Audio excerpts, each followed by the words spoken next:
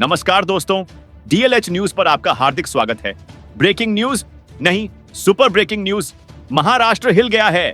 उप मुख्यमंत्री अजीत पवार के बारामती विमान हादसे में अब बम फट गया है। जी हां, अभी अभी सूत्रों से मिली एक्सक्लूसिव जानकारी। ये कोई मामूली एक्सीडेंट नहीं, बल्कि गहरी साजिश का खेल है। डीजीसीए, महाराष्ट्र सरकार और केंद्र की टॉप एजेंसियों ने पूरी जांच शुरू कर दी है। ब्लैक बॉक्स रिकवर हो गया, पायलट की लास्ट कॉल्स चेक हो रही हैं, रडार डेटा खंगाला जा रहा है और सबसे बड़ा ऐलान, बड़ी कार्रवाई होने वाली है। कई बड़े नाम फंस सकते हैं। दोस्तों, चलिए डिटेल में जाते हैं। कल सुबह 8:45 बजे बारामती एयरपोर्ट पर अजीत पवार का चार्टर्ड प्लेन लैंडिंग के ठीक पहले क्रैश। विमान में 5 लोग, अजीत पवार, उनके 2 करीबी स्टाफ, पायलट और को पायलट।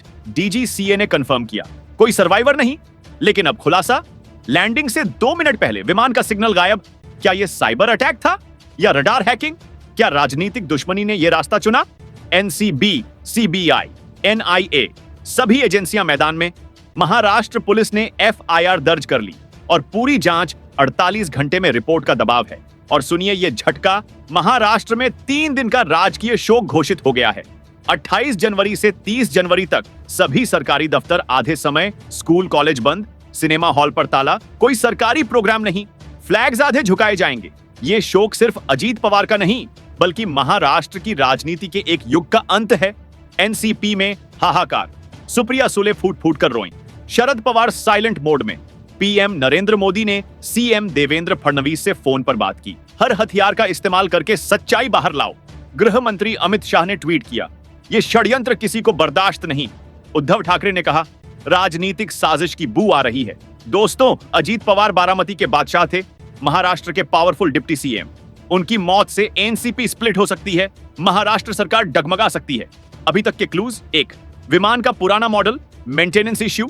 2, संदिग्ध फोन कॉल्स पायलट को। 3, बारामती में हाई सिक्योरिटी के बावजूद लैप्स। 4, अजीत पवार के हाल के इरिगेशन स्कैम केस। क्या पुराने दुश्मन सक्रिय? जांच में यह सब उजरेगा। और हां, विमान कंपनी के मालिक पर भी शक। बड़ी कार्रवाई का इंतजार, अरेस्ट, ईडी रेड्स, सब आने वाला है। दोस्तों रुकिए, यह सुनकर आपका दिल भी पिघल जाएगा। अजीत पवार के विमान हादसे ने पूरे देश को सदमे में डाल दिया, लेकिन सबसे ज्यादा दुखी कौन? हमारे प्रधानमंत्री नरेंद्र मोदी जी। जी हां, अभी अभी मोदी जी ने खुद ट्वीट करके अपना गहरा दर्द जाहिर किया है। यह कोई साधारण ट्वीट नहीं, यह मोदी जी का दिल का टुकड़ा है, जैसे कोई पिता अपने बेटे को खो बैठा हो। बारामती के बादशाह अजीत पवार पर मोदी जी ने ऐसी बातें कही जो महाराष्ट्र की राजनीति का इतिहास बदल देंगी। सुनिए, मोदी जी कितने दुखी हैं। उनकी हर लाइन में आंसू टपक रहे हैं। सबसे पहले बात यह कि मोदी जी ने अजीत पवार को जननेता कहा, यानी वो नेता जो सीधे जनता के दिलों में बसते हैं। मोदी जी खुद कह रहे हैं कि उनका निधन असमय है, मतलब बहुत जल्दी चले गए। फिर उन्होंने अजीत जी के महाराष्ट्र सेवा के योगदान को याद किया। किसानों, महिलाओं, युवाओं, गरीबों, वंचितों के लिए जो काम किए वो हमेशा याद रहेंगे। दोस्तों, मोदी जी जैसे व्यस्त इंसान ने इतना लंबा, इतना भावुक ट्वीट किया, यह साबित करता है कि अजीत पवार उनके खास थे। और अंत में एयूएम शांति। मोदी जी की आंखों में आंसू साफ झलक रहे हैं। राज्य सरकार शोक में डूबी हुई है। अब सुनिए मोदी जी का पूरा ट्वीट हिंदी में, मराठी से ट्रांसलेटेड। अजित पवार जी का असमय निधन अत्यंत दुखद है। वे जननेता थे जिनका जनता से गहरा लगाव था। महाराष्ट्र की जनता सेवा में उनका महत्वपूर्ण योगदान हमेशा याद रहेगा। उन्होंने किसानों, महिलाओं, युवाओं, गरीबों व वंचितों के कल्याण के लिए विशेष प्रयास किए। राज्य सरकार शोक में है। ओम शांति। देखा दोस्तों, हर शब्द में दर्द। मोदी जी ने फोटोज भी शेयर किए, खुद अजीत जी के साथ पुरानी यादें। ये ट्वीट सिर्फ शोक नहीं, ये अजीत पवार की विरासत का प्रमाण पत्र है।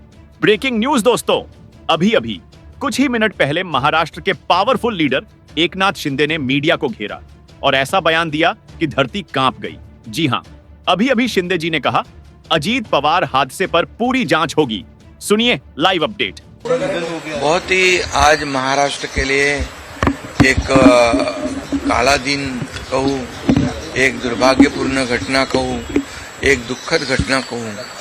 ऐसी घटना जो हर एक के एक दिल को दुखाने वाली घटना आज महाराष्ट्र में घटी है। हमारे सहयोगी अजीत दादा पवार जी का प्लेन एक्सीडेंट में दुर्दैवी मृत्यु हुई है। ये हमारे लिए बहुत ही बेहद दुखद है।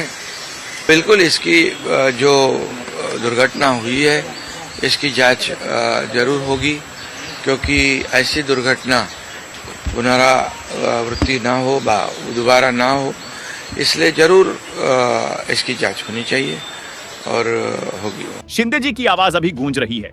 अभी अभी शिंदे जी बोले, अजित पवार मेरे बड़े भाई समान थे, विजनरी लीडर थे, महाराष्ट्र के सपने बुनते थे, उनका जाना अपूरणीय क्षति। लेकिन असली धमाका आगे। इस विमान हादसे की पूरी जांच होगी ताकि आगे कभी ऐसा ना हो। हर पहलू खंगाला जाएगा। दोस्तों, ये बयान अभी अभी आया।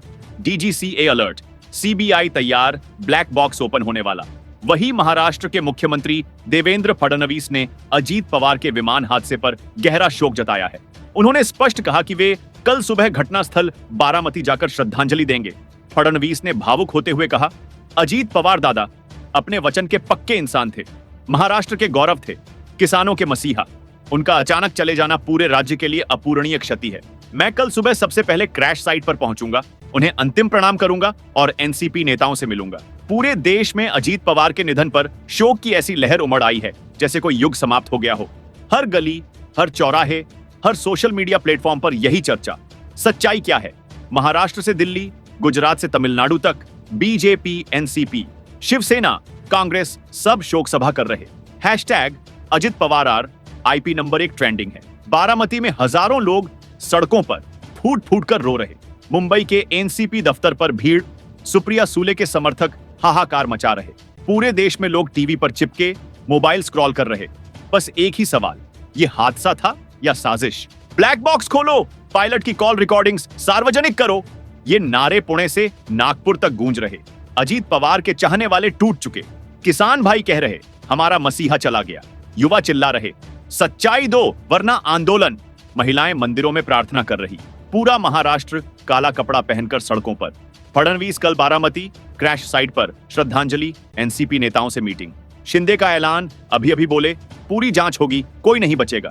मोदी का भावुक ट्वीट, जननेता चले गए, महाराष्ट्र का युग समाप्त। अमित शाह का वादा, सच्चाई बाहर आएगी। DGCA टीम बारामती पहुंची, ब्लैक बॉक्स रिकवर, फोरेंसिक जांच शुरू।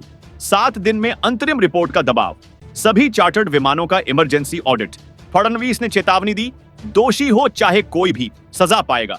दोस्तों, DLH न्यूज सबसे आगे, हर घंटे अपडेट, हर खुलासा सबसे पहले। महाराष्ट्र की जनता का भरोसा हमारा कर्तव्य। अभी सब्सक्राइब करो, बेल आइकन दबाओ, लाइक शेयर करके साथ दो। कमेंट में ओम शांति जरूर लिखें। Subscribe now and press the bell icon. Never miss an update.